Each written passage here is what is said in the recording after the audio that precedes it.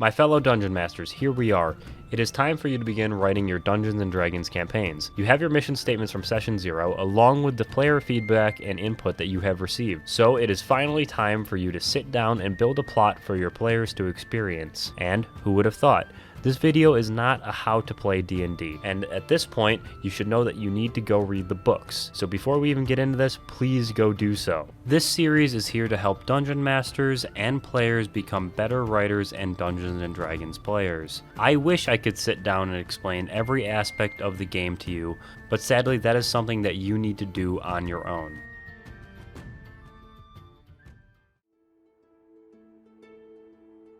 Getting right into things, to start writing my D&D campaign, I always refer back to the mission statement and what my players said in Session 0. I did a video on Session 0s before this one, so if you haven't watched that, I advise you do so now. But anyways, from Session 0 of our hypothetical campaign, we know that our campaign takes place in a desert post-apocalypse caused by some magical cataclysm thousands of years ago. And we know that only recently our world has began again, with trade routes freshly being formed and travel being extremely dangerous. For a plot, we don't have much, but that is okay because one of our players, Jessica, has provided us a MacGuffin to use as a driving force of this world. So to begin writing our plot, we will need to take the world that we have thought of, along with the tidbits from our players, and make a hook. Now, it is important to remember here that D&D plots are about simple fun. We should make something that is cool and viscerally awesome. So keep your plot hooks simple and fun, something the players can easily get behind and not have to think too greatly about. The more in-depth character thinking should come later in the campaign when your players are already adapted to the world. Back to our hypothetical campaign. Keeping what I just said in mind, we should take Jessica's MacGuffin, her kingly father's most prized possession, and use it as our plot hook. Let's say that this object is an ancient relic of great power, magical power, and this magical power is what has kept her father's kingdom safe from those horrible storms that wreak havoc across the world. So now that she has stolen this power from her father and his kingdom without knowing its importance, she and her new companions, the party, are being chased across the desert, settlement to settlement, by her father's lieutenants.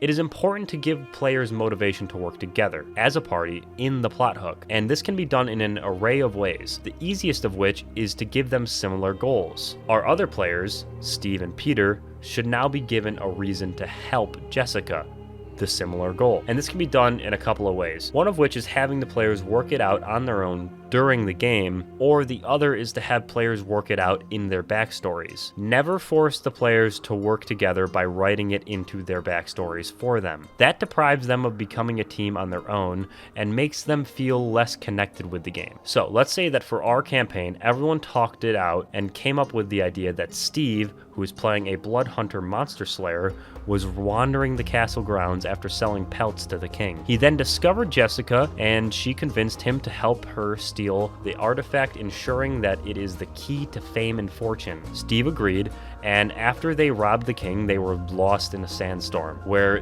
they then met Peter, who wants to play a druid nomad returning to civilization to help his fellow man, and sees these two as his perfect opportunity.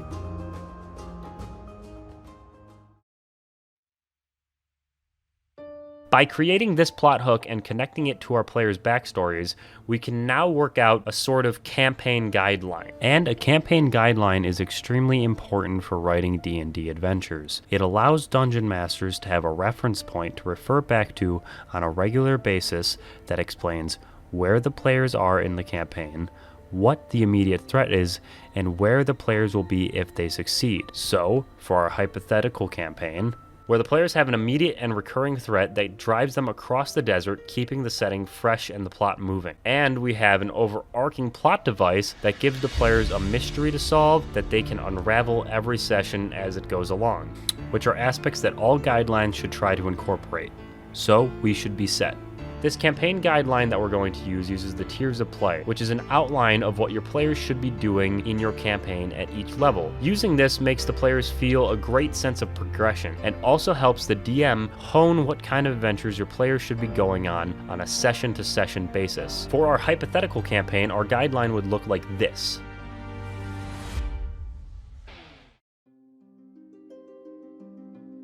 Levels 1 to 3. This is where the plot is a very low threat. Players should be on a grind here and just trying to survive. The players in our campaign are scrappy young adventurers ducking the king's spies and making just enough money to scrape by. They don't yet know the power that they hold within them, but feel as though it means something much greater.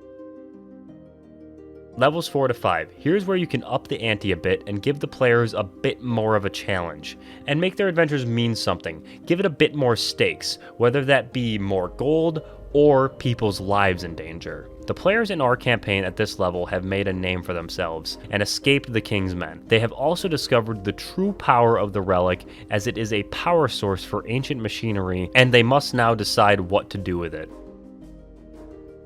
Levels 5 to 10. This is where your players should start to feel more like heroes. They will defeat their first real boss and make a real difference in the world. They will also discover what the true big bad evil guy is at this point and need to start actively working against it. The players in our campaign have defeated the first of the King's lieutenants and discovered a deeper plot in which the king has actually been harvesting these power sources to create a weapon to conquer all of the settlements in the world.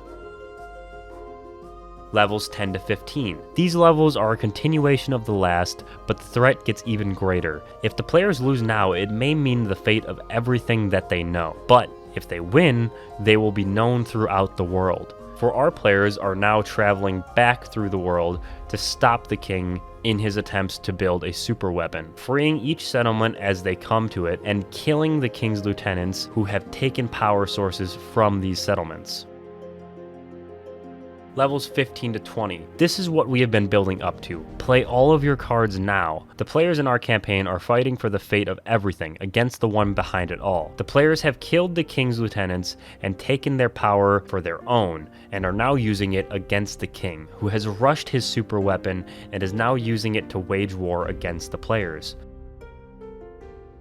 With this campaign guideline, you can now get a better sense of the scope of your campaign and also how to pace your campaign, keeping everything interesting session to session, as well as keeping the main plot in mind without getting lost in the immediate actions of the players.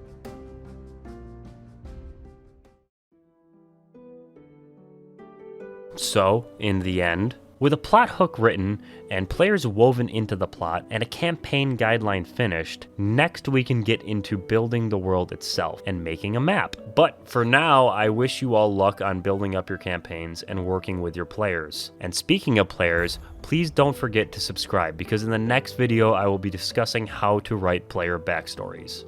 A few episodes ago, I put a self-made, pre-written adventure into the description for you guys to play and enjoy. I'm going to do that again, and I would really like to hear some feedback on that. If you could put that down in the comments below, I would greatly appreciate it.